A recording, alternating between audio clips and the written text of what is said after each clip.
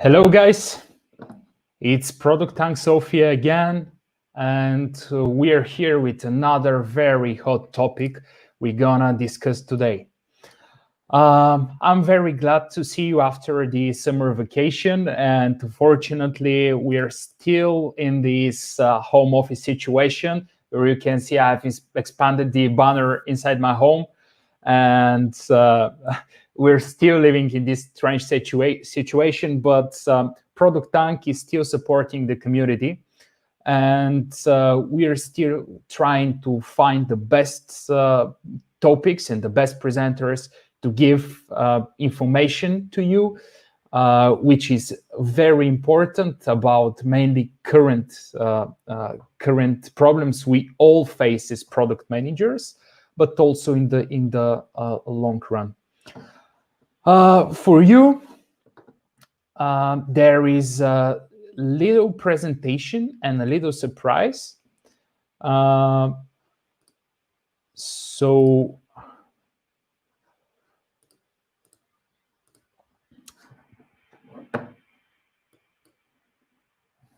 let's crack on then. As you know, we are the largest product management community in Bulgaria, and it was established several years ago. Product Tank, as a global organization, was started exactly 10 years ago, and it's a really, really big organization which is providing the community with valuable information and practices in the field of product management and relevant topics. Also, this is the go-to place for networking and learning, and also you can use our great resources, which we'll see in the presentation here. The organizers here are Maria and Dido, who are the founders of Product Tank SOFIA, and I'm Boris, currently hosting this event tonight for you. Let me expand your knowledge about our usual activities, such as events. We had great speakers through the years from really big companies, including the companies you see on your screens. Our networking events are very important for the SOFIA community because we're meeting professionals in the same field and trying to communicate and exchange resources. And it's informal and friendly environment where we have beers and good conversations about things. About the community, we're the biggest Facebook group in Bulgaria about product management. Also, Mind the Product maintains different kinds of the training materials, such as blog, many videos in the YouTube channel we are currently broadcasting from. Also, the local Facebook group, please search on Product Tank SOFIA community to join. Of course, here is the surprise. We want to grab your attention and ask you to fill in this survey. It's actually the traditional annual survey on the product management profession in Bulgaria. It's very important for us. We have the data to compare the product management profession development through the years, especially in Bulgaria, and the results will be announced during our traditional event in December, where we gather very prominent product managers in Bulgaria, and they discuss the results of this survey. The participation is completely anonymous, so please do not hesitate to join, and it takes about 5 minutes or maybe less. So go to this URL. The URL can be found on our Facebook page as well as the Meetup page, and this is the shortened link, tinyurl.com PT SOFIA 2020 survey.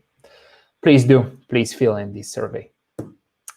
And let's go and start with more information about the topic we're gonna share with you tonight. Given the world pandemic now, many businesses needed a pivot in their daily activities even. So many companies are following the principles that they need to start thinking about meeting their customers where they are at, and not expecting or waiting the customers to come to them. So basically, this simple statement or principle leads to a very big expansion in the digital infrastructure, digital businesses at all.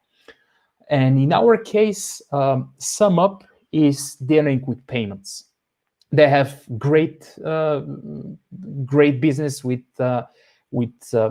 physical devices, the so-called mobile POS, mobile point of service, point of sale terminals, and they have this unique device. But what happens when all of their or most of their customers want to go digital? How they scale?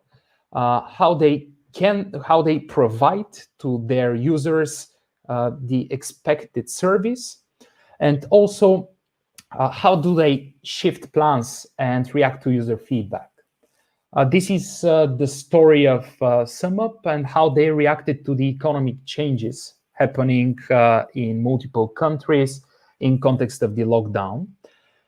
And our speaker today is Patryk Pawlikowski, who is very experienced product manager and designer.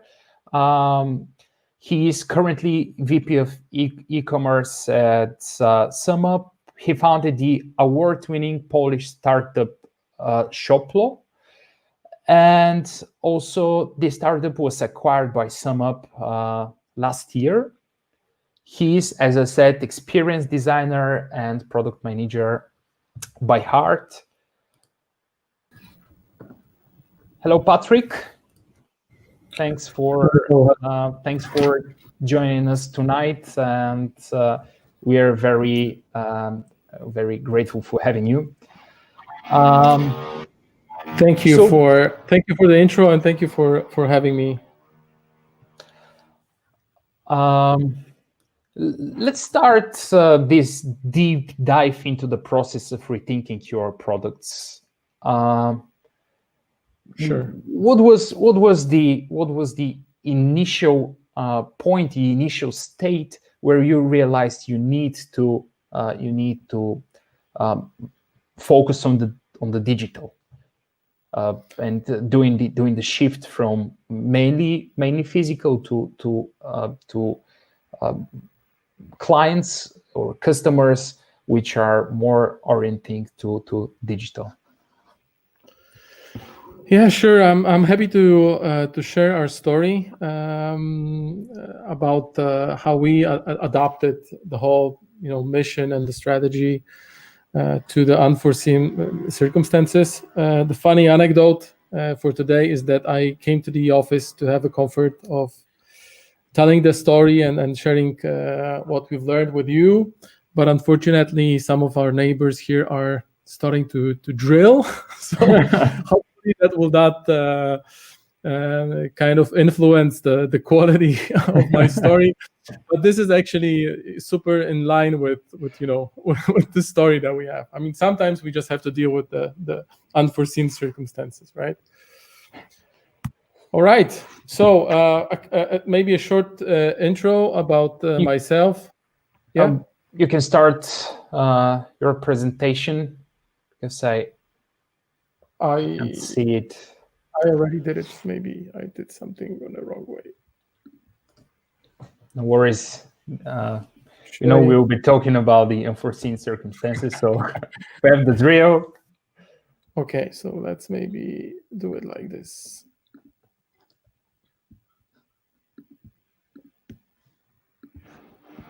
By the way, let me know if it's working. Yeah, I see your screen. Just a very, very quick note. Please ask your questions in the live chat. You see below, should be somewhere around here.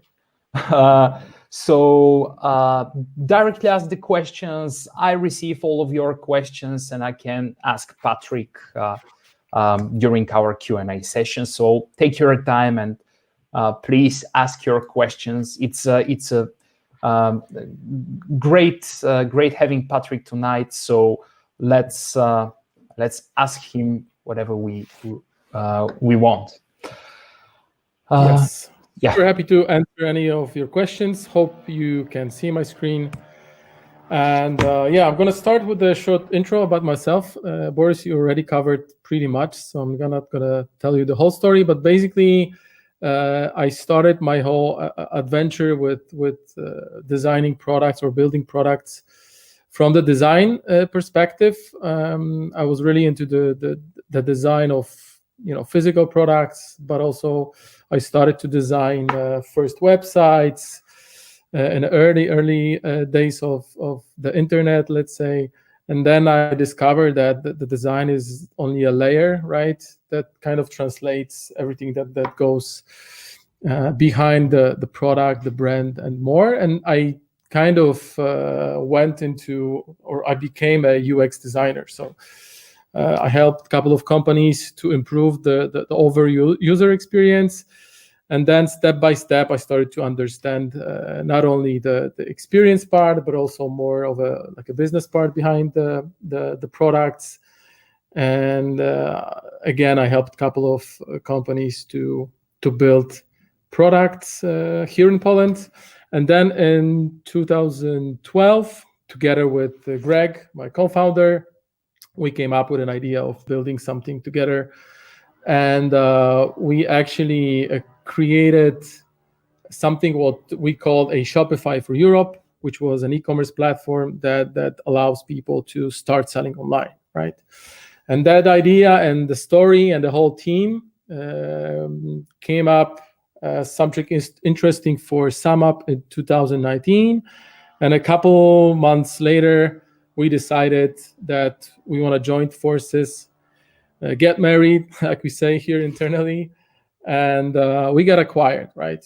So that was kind of my story. I joined SumUp, and right after I joined SumUp, I realized that it's an amazing company with huge potential, offering the card acceptance product, right? Which is ending up mostly as a physical card reader in the hands of our merchants, allowing them basically to get paid for whatever they are selling, right? So here you can see how one of the readers looks like.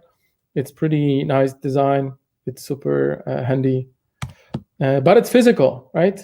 And we all know that there are at least several or probably hundreds of other companies that are also offering terminals, right? How they are called. So what we're trying to do different in terms of the card acceptance is that we lay down 3 problems that we want to. First one is we want to make those small readers affordable to the smallest possible merchants, right?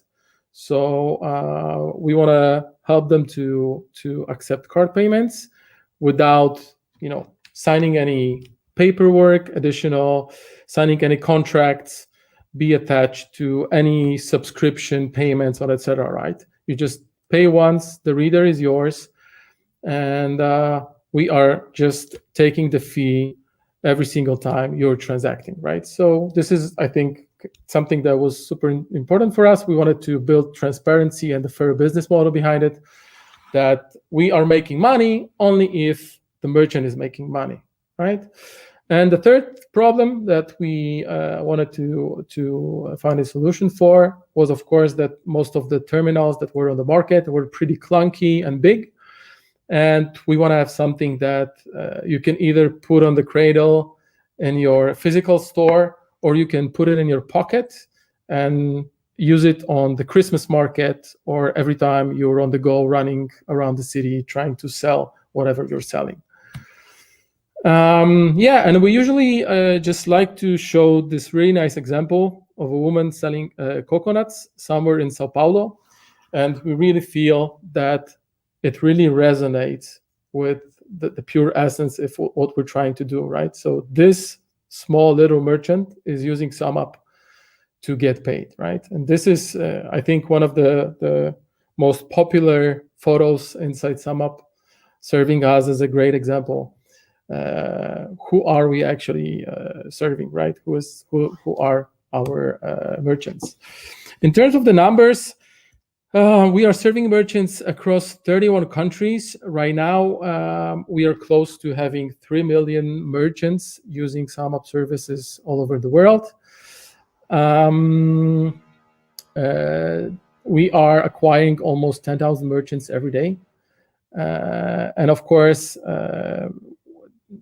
all of this is being built by an amazing team of right now over 2,000 employees from over 60 nationalities, right? So we are doing all of this, which I really believe, and I feel that this is an amazing, still keeping the NPS score of 72 and the Trustpilot score of 8.6, which is super important for us, because that actually shows that the product that we're building have high quality and are delivering the value in the end, right? In terms of the company itself, we are spread it around the world, sitting in a normal situation, sitting in 12 offices right now. We're sitting in over 2,000 houses, right, under the multiple lockdowns. But basically, we have 4 main offices: headquarters in Berlin,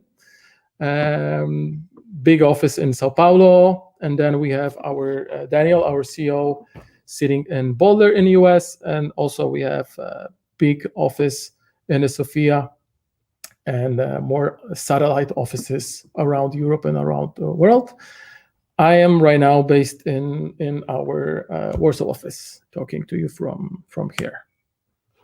Cool. So also I want to share something that it's super close to my heart, because one of the most common questions that I'm being asked after the acquisition we did was actually, how do I feel coming from the CEO role into the bigger organization, and what was the reasoning behind it, right? So, and I usually just say that once we started talking with SumUp, we really felt that we have this, not even the culture fit, but we really believe in the same values, right?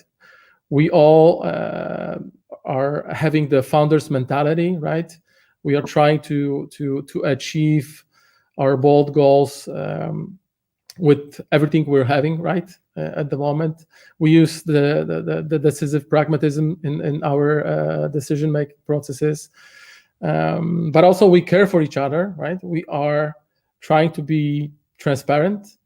This is very important for us to also to empower the teams, empower the autonomy in the teams, and we always kind of, as a leadership, we try to serve the teams, empower them, enable them, and basically serve them to help them grow to be better teams and achieve our goals. So this is everything about SumUp that I wanted to tell you, which I tried to summarize in one slide. Actually, these are Daniel's words, right? But basically, the pure essence of SumUp is that we are successful only if our merchants are successful, right? So, and this is super important for the story that I wanna tell you. And the story I want to tell you is how we all end up in a place with unforeseen circumstances, right? We all remember in March 2020, multiple countries started to enforce lockdown measures because of the COVID-19 spread. And as we can all imagine, also our merchants, the nano small merchants, got affected because of multiple lockdowns, right? So those little merchants was actually the first one who really felt the sudden economic crisis it's coming, right?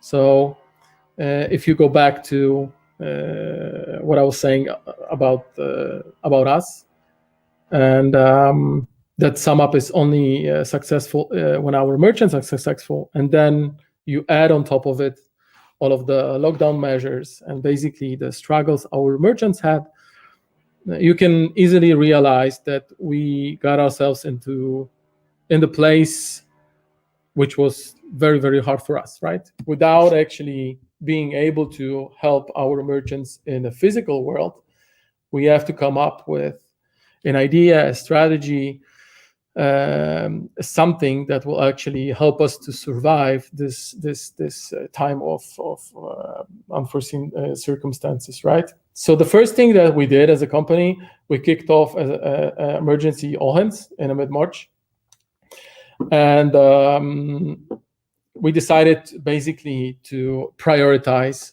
something what we called card not present products, which are all of the products which allow merchants to accept payments without actually seeing that card or taking this card from the consumer, right? So, of course, as an example for this one, our online payments are card not present payments, right? So we understood that we will need to forget about the readers for a moment. We need to focus on the products that we have or we could have to help our merchants transacting under the lockdown measures, right? So we focus on the common goal, of course. We decided to join the forces. So basically, everyone that was working around readers or logistics to send those readers, we said, according to the transparency, we said that we don't want to do layoffs, right? This is not a way that we want to survive this. We want to shuffle the resources that we have. We want to use the great talent that we have on board and try to survive these hard times, supporting our merchants, right? So we had for several quarters prior to the situation, we were using OKRs, and again in this situation, OKRs played very important role for us. We use them basically to align and whatever everything that we decided, right? Cool. So we after the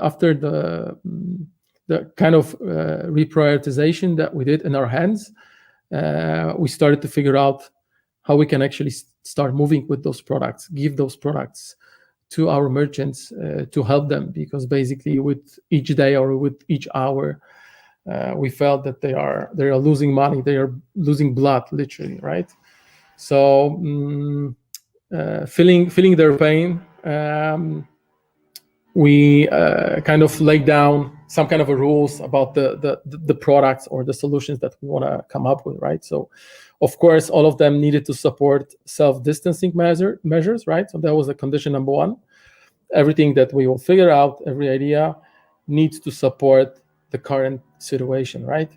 The second condition was that all of the products have to be mobile first, because our merchants are mostly mobile first. For some of the markets, we decided also to go mobile only. So just for the sake of doing and acting fast, we said we're going to do mobile only for now, and later we'll figure out how to solve it.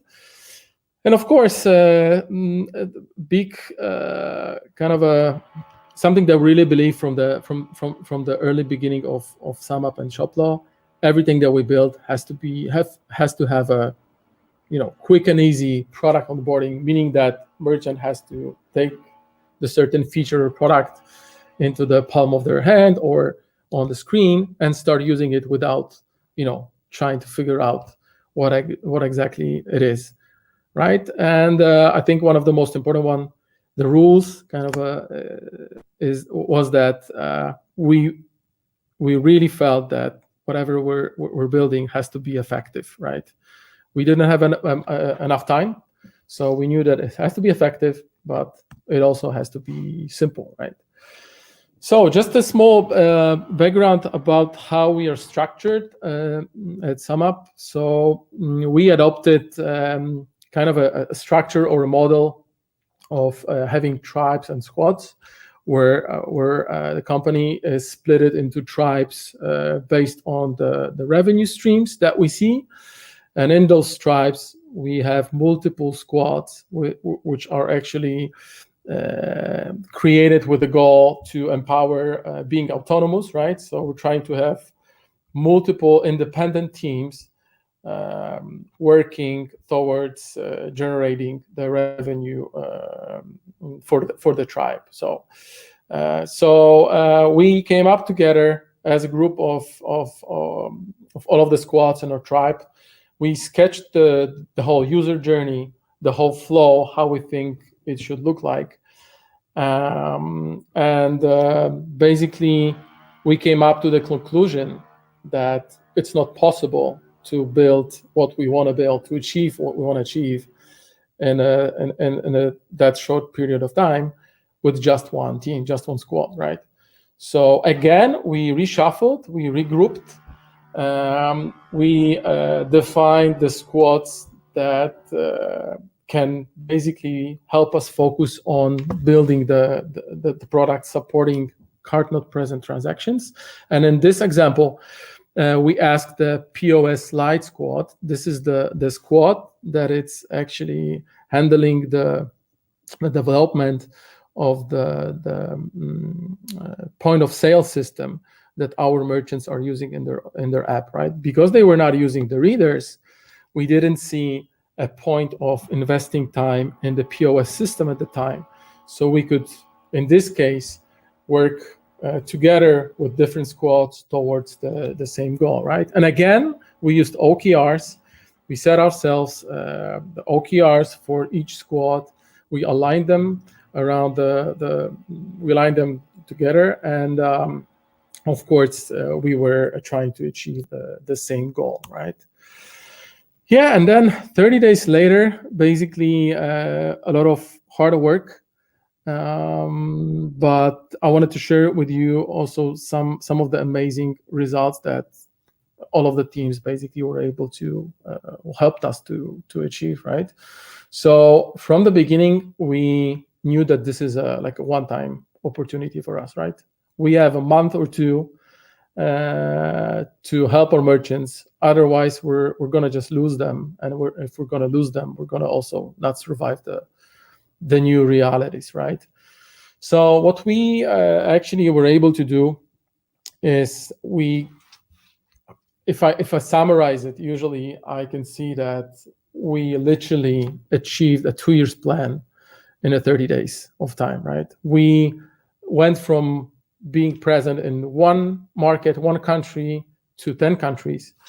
We scaled up MVPs that we had prior to COVID period, from the silent releases that we were doing before to have them publicly available on our websites, on our top of the markets, right? And we went from having 10 beta merchants to thousands of live online stores. And that was all done in a 30 to, I would say, 60 days time, right? So in this case, I think that the team deserves a big clap. It was super hard, not only for the merchant but also for us. But I must say that I'm super proud, and the results are also kind of confirming the achievements, right? Cool. And now I want to share a few learnings that we got from this amazing journey that we had. All right, the lockdowns are unfortunately happening again, so hopefully we all can get those learnings and benefit from them, right? So one of the first things was also kind of a big learning for myself as a product person, right? Because usually with an experience that you're gaining over the years, your assumptions that you're doing as a product person are starting to be better and better with every year of your experience, right? But with this particular situation, what we have discovered that all of the assumptions that we had was basically wrong. And that was because the reality that was around us, we didn't know what's going to happen next day, right? We didn't know about the new lockdown measures that's going to happen tomorrow or 2 days after. That was actually just improvising, right? So in these cases, we just threw up the assumptions we had, and we just focus on actually being super close to the merchants, not only talking to them, but also kind of observing them, how they behave, how they react to changing reality, and basically how they are dealing with the daily struggles. We launched fast, and we launched products that were not perfect, right? Taking an MVP in 30 days from literally an MVP to a full public release was not perfect, but actually helped us a lot, right? Helped us a lot in gathering feedback. Users were also super helpful during the time, right? And then help us basically to get to the point where we are today, right? Also, one of the super interesting insights we had is that we tend to build products having a couple of use cases in our hands, and mostly focusing on the ones that are lowest hanging fruits for us, right? So we usually just choose the kind of the biggest opportunity, and for this opportunity, we were optimizing the product. So I have a couple of examples of the features that we did, and I want to show you the work that we did together with the merchants to get where we are, right? So the example number one, something that I think it's super familiar to most of us, which is a online checkout, right? So you can imagine that for this example, the merchant got already onboarded into our product. They opened an online store with us. They started to generate traffic, right? And then once the consumer put all of the items into the cart, they got into this view, right, which is a online checkout. So typically with this view and then that kind of a part of the journey, you don't want to mess up anything because you're going to lower the conversion, right? You're going to lose the buyers. So what we've seen observing users and talking to them was that actually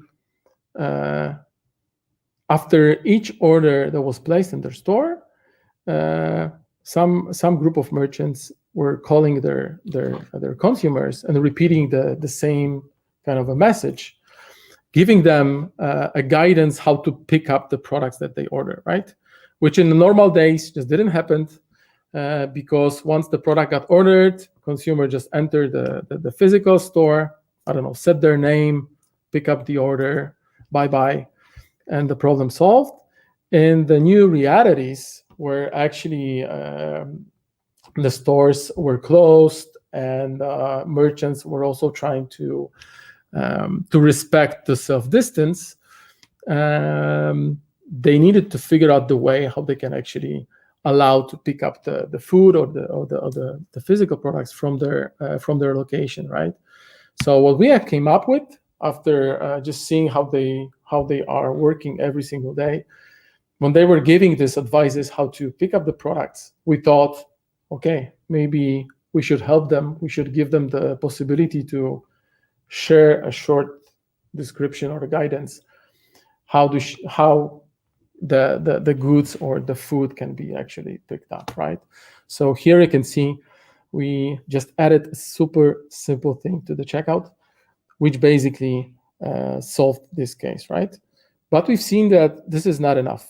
For some of the merchants, we've seen that, especially the ones that were super successful, we've seen that they still struggled with identifying the right consumer that wants to pick up the order once they got into their physical location, right? So we thought again, okay, so what is the next step, right? We talked to the merchants and they said, like, listen, guys, that would be super helpful if I could just know the color of the car when they're gonna visit my restaurant, or I don't know, color of their shirt when they're gonna pick up their goods. That's how I can identify them, right? So again, a small iteration in this direction, and you can see on this example that we allow merchants to ask them a question about how to identify someone who's gonna pick up the order, right? And with this example, what I wanted to show you is that you don't have to always think about new features and new products, right? In this case, we literally just kind of rethink what we have, which is going to be super easy to achieve, but also generate the value, right? And we totally learned this from the feedback from our users, and just by observing how they behave in the new realities, right? The second example, which I wanted to present today, is actually a kind of a way how we evaluated the product that we were building, right? Because we were really, really rushing, right? We didn't have a lot of time. So I'm going to be super honest with you. We didn't have all of the metrics and all of the KPIs in place, right? So we were able to track only the lagging ones. So we could observe the general success of a failure of all of the merchants, right? But it wasn't easy, or wasn't available at that time, to do a zoom in and understand how they are actually adopting certain features, right? So with this example, what we did, again, this is the merchant who opened an online store with us, and like kind of a first action that we expect from the merchant after the store is created, is that he or she is going to share the link to the store to his or her audience, right? So is it going to be WhatsApp, Facebook, or I don't know, his blog? This is something that was expected from us, right? And without being able to measure it, one of the product designers in our team just figured out that after the merchants created the online store, we can reach out to them on the WhatsApp and just almost pretend that we are interested in their offering, ask them for the link to the online store, right? Once they've been able to send us the link, there was a confirmation that they fulfilled the task that we wanted to check, but also we can do and ask them kind of a follow-up questions, right? Was it hard? Was it easy? How do you think we should improve it? So that again shows that once you're in a really kind of uncertain times and or in a hurry, or you just need to launch something fast, again, stick to your users, talk to them, and just learn how they are using the whatever you're building, right? Yeah, one of the last things that I also want to share is once we got most of the product launched, we still didn't feel that this is everything we can do, right? So we also got ourselves as a company in a kind of a comfortable situation where we could afford to basically lower our fees to 0%, again, to support the business of our merchants, right? So we said, we're gonna throw you a live link, right? We can waive the fees, but just use the products, and this is the way how we can support you in those hard days. And of course, this kind of became an incentive, right, for more and more users to start using them, right? They've seen this kind of value proposition that we created for them. And the last thing I wanna talk about just for a minute is the kind of a people perspective in the product world, right? So like I said before, these were not only merchants that were actually suffering during the lockdowns, right? All of us as individuals, we also felt that the times are super hard. Working from home, not having our peers or other team members next to us, having just virtual coffee, it was hard. So what we also came up with once we were designing the OKRs, right? We said we need to come up with a team for the quarter that's gonna help us to keep everyone's positive, keep everyone's ambitions on the right level, right? So we came up with having a team as a company, which was weathering the storm. And here you can see Melissa wearing the T-shirt with the logo, and with that team, that basically we made the T-shirts. We sent it out to all of our team members, and that's how we kind of kept the spirit on the right level, right? So we knew that this is the time where we need to weather the storm. But on the other hand, in our tribe, right, the tribe which is responsible for delivering most of the card not present products, so those digital ones, we didn't feel that this is actually a storm for us. It was a storm for our merchants, but we actually saw it as an opportunity, right? So we said, let's go with another team for our tribe, right? We saw that this storm could end up exactly as a wave for us, right? So we've seen this as a super opportunistic perspective for us, right? So we said, let's go with master the wave as a team for the quarter, so we can keep the right spirit in our tribe and still look at this kind of different realities in a super positive way, right? So as a company, we were weathering the storm, but as a tribe, at the same time, we tried to master the wave, right? So to use this opportunity to change the whole strategy and then the vision we had as a company. And I guess that's everything I wanted to share with you guys. I'm super happy to take any questions. As I said, one of the values is the transparency. So please ask anything you want. Thank you.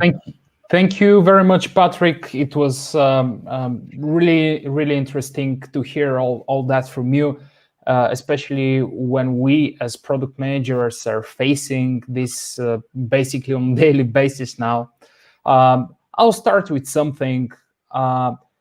And of course, before I start, I want to point all the audience to the live chat on the YouTube channel, or basically the video. So please ask questions, and Patryk will answer. I want to start with something. You said that assumptions are good only if we know what's coming. What's the important here in interviewing users in such an unstable or uncertain environment? I mean, how do you rely on users' feedback? Because they're assuming as well. Yes, exactly, and I think this is a very good question. And what I wanted to really emphasize on a couple of slides was that in our case, it wasn't only about talking to the users and listening to them, right? This is super important. We all know that, and I think it should be a part of our DNA as a people building products. But in a certain situation, especially if around you you have more unknowns than actually things that you can understand, right? And the lockdowns were actually something that you just couldn't understand, right? Like even now, in many countries, the lockdowns are happening again, and I'm pretty sure that most of us, we don't know what's going to happen, right? And in this situation, it's important to talk to your users and, of course, support them and get the feedback. But on the other hand, in our case, just observing them, how they were struggling, pushed us in feeling that uncomfortable that we came up with an idea how we can help them, right?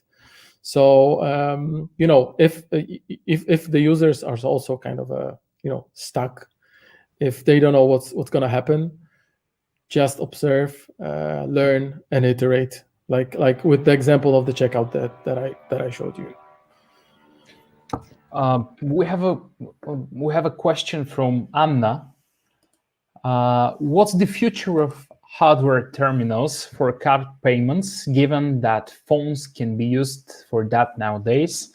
And also, how many merchants reached out and found you during the lockdown instead of vice versa? Well, thank you, Anna, for both of the questions. So I think that, first of all, for the first question, I think having here Tomer, who's leading the hardware tribe in our company, would be probably the best person who could answer this, right? But we definitely see the opportunity of having a phone just be able to accept the transactions, right?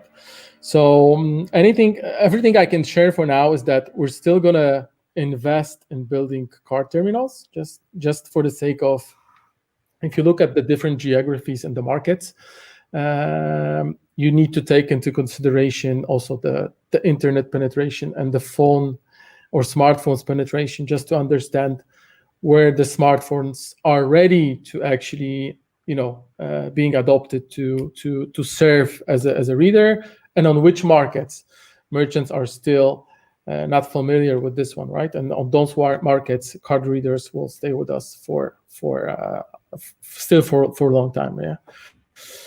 Going to the second question, right?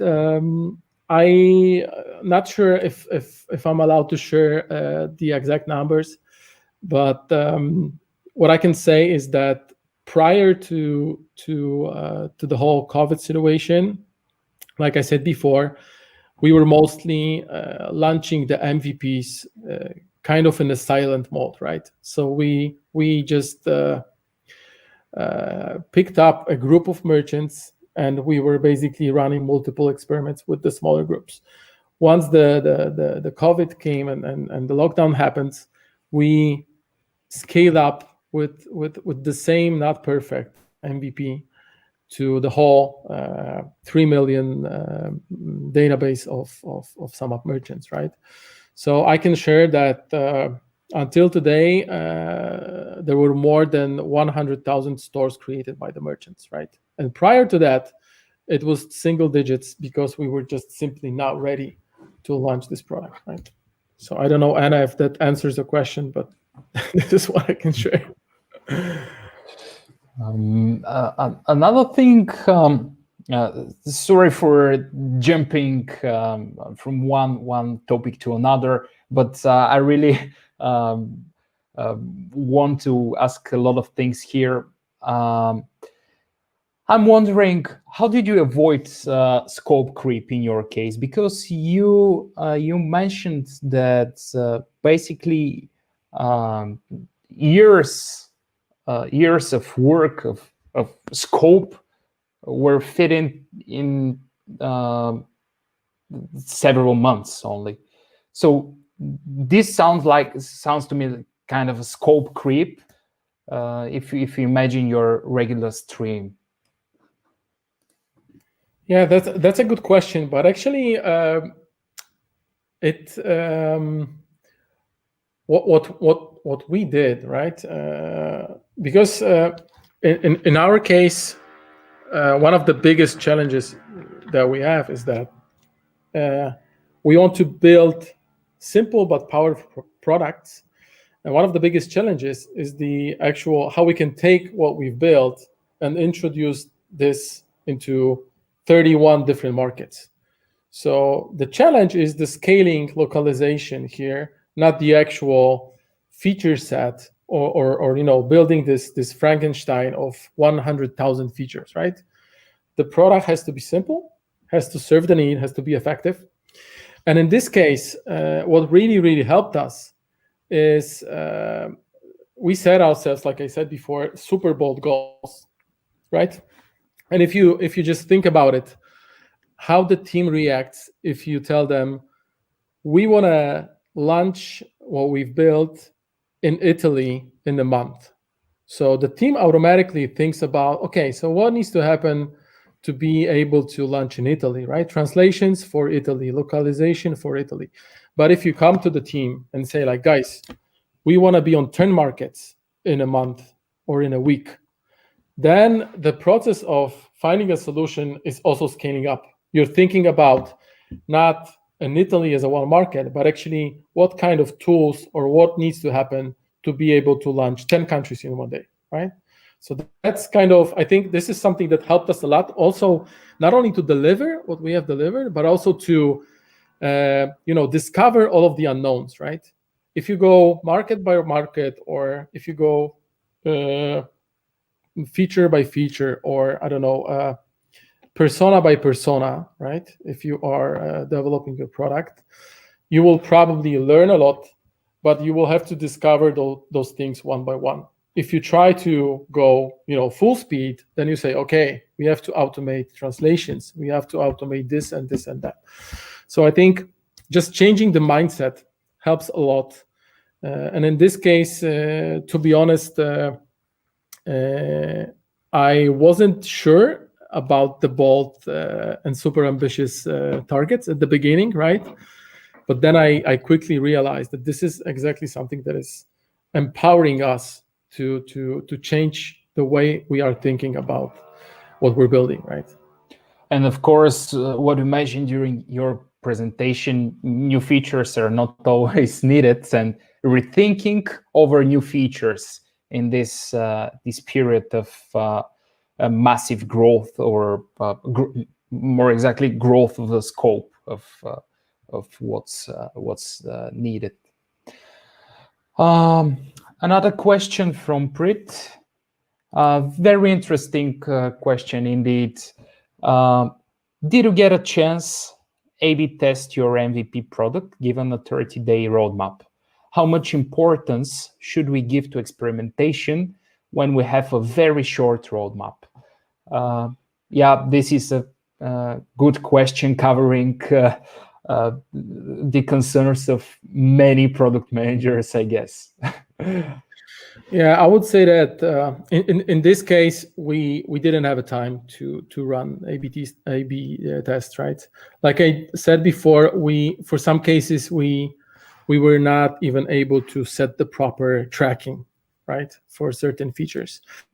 So I would say that it depends on the product that you're building. If this is something new, I really wouldn't be afraid of going with what we have to the certain groups of merchants first, and just iterate with this group with all you have, right? If the product is mature and I don't know, you have a proper tracking in place, right? So you can run an A/B test pretty easily, right? You have all of the tools, you have the teams, you have the skills, then definitely experimenting before building is the right way, right?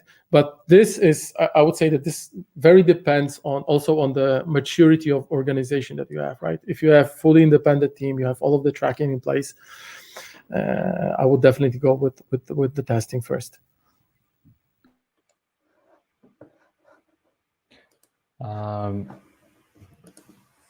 Following this question, did you went through a cycle of user testing, like? Yeah, we mostly focus on having a usability research done with recruited merchants, right? So we launched the kind of launched what we had at the time, right? And in the meantime, we were having also multiple usability tests with different groups, right? So we've learned what actually they understand, what they see on their screens, right? If they understand the value proposition, etc. But we didn't really want to, lose a lot of time in here to wait for the results from those tests. And to be honest, we got pretty lucky, right? Because the results from the test was mostly an improvements that was super easy to implement into the tool that we've built. But this is kind of also one of the biggest learnings we had, right? Just if you have time, the research will definitely save a lot of your time and money, right? I think all of us know that. But also, I think that a lot of us are balancing between, finding this middle ground between doing a research or overthinking, right? What is the kind of a right size of the feature or anything you want to launch that you should overthink this, you should compare it to competitors or the market, you should do the research, or is it something that you feel you have kind of a strong feeling and you have all of the data coming from the markets, from the competitors, that you don't have to overthink, you don't have to reinvent the wheel again, right? Because I think this is also like in many cases like a one-way street when we put each other, right? We want to build things in a perfect way, right? We tend to do it. So ideally, we would run research about everything. We would run experiments and test everything before we build it, right? But also, we all know that kind of business expect from us delivering some value faster than in many cases that we have, right? So I think as a product managers, we just need to know when there is time and resources to actually to invest in research, and when we have enough data, right, coming from the markets, from everything that was already done in this kind of a area, that will make us confident to launch it as a let's say version 1. Does it make sense? Yeah, and also something I want to maybe to continue this topic. A few words about the risk mitigation. I mean, did you have option B or C? And one note to our audience that last questions, because we need to finish. We're kind of almost reached our time. Yeah. So answering your question. Yeah. In this particular case, I think that the risk kind of already happened and already struck us, right? Our kind of a mainstream for our business was not working. So being 100% honest with you, we didn't have much to lose in this case. So we didn't even think about what kind of risk is there, right? We wanted to help our merchants as soon as possible with having, like I said, the products were not perfect. We were scaling MVPs, which is not a proper way to do it.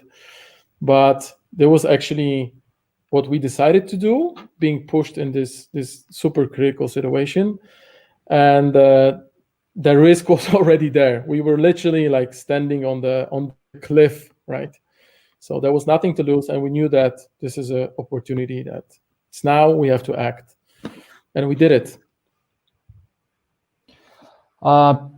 It was, thank you very much, Patryk. It was great pleasure and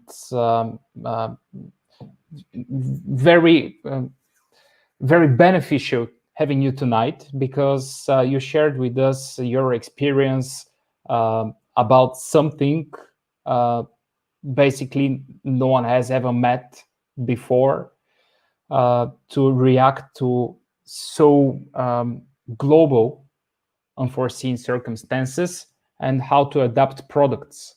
I believe this talk will be useful for everyone to watch on demand. So it will be available in the Mind the Product channel. Well, Patryk, Thank you.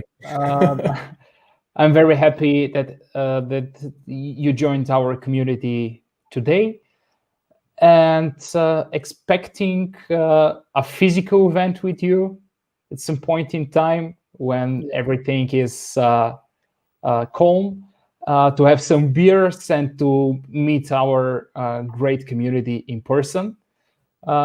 On behalf of our community and Product Tank SOFIA, thank you very much. And thank you very much for having me. It was a pleasure. It was super nice to share our story with you. And feel free to ask me anything. I think in one of the first slides you can see how you can contact me. So if you have any questions or you're curious about the opportunities that we have in SumUp, I'm super happy to share this. Thank you, Boris, again.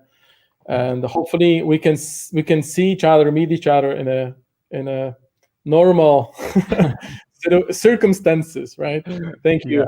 Yeah, exactly. Thank you very much, and see you again. Thank you.